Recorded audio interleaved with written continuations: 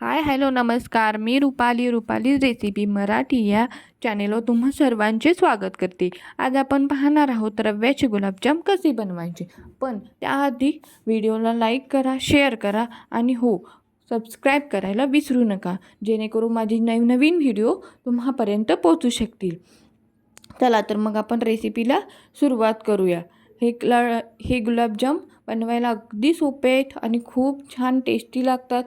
अगदी पटकन होतात, असे मऊ लुसलुशीत रवाळ बनतात.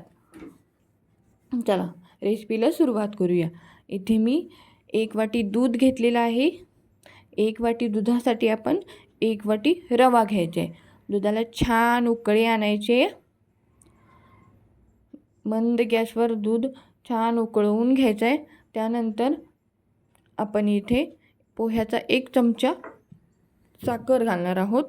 त्यानंतर 1 चमचा तूप घालायचं आहे. साखर आणि तूप छान वितळवून घ्यायचं आहे. त्यानंतर दुधाला उकळी आली की आपण याच्यामध्ये थोडा थोडा रवा घालत छान मिश्रण एकजीव करून घ्यायचं आहे.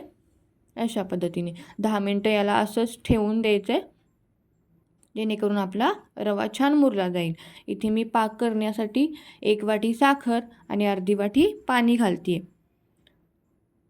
साखर पूर्ण वितळली की आपण यामध्ये थोडीशी इलायची पावडर घालणार आहोत.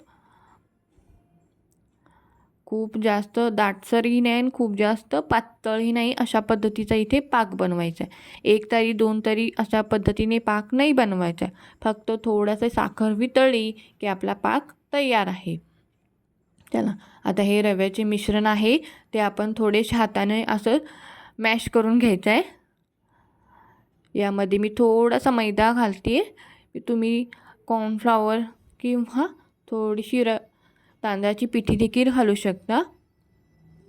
असा हाताने गोळा मळून घ्यायचा आहे. त्यानंतर आपण असे छोटे छोटे गुलाबजामच्या आकाराचे गुलाबजाम बनवून घेणार आहोत. मी इथे एका पॅनमध्ये तेल गरम करायला ठेवले आहे. तेल मीडियम हीटवरच असावे. आपण एक एक गुलाबजाम सोडून घ्यायचे आहेत. गॅस मीडियम हीटवर असल्यामुळे गुलाबजाम आपले पटकन भाजणार नाहीत. थोडा वेळ लागेल, पण छान आतून मस्त खरपूस भाजतात. आणि असे एक चमच्याच्या साहाय्याने अलगद असे हलवून घ्यायचे. एका वेळी खूप जास्त गुलाबजाम घालायचे नाही आहेत. थोडे थोडे गुलाबजाम घालूनच आपण तळून घेणार आहोत. चला अशा पद्धतीने मी सर्व बॅचेस तळून घेते.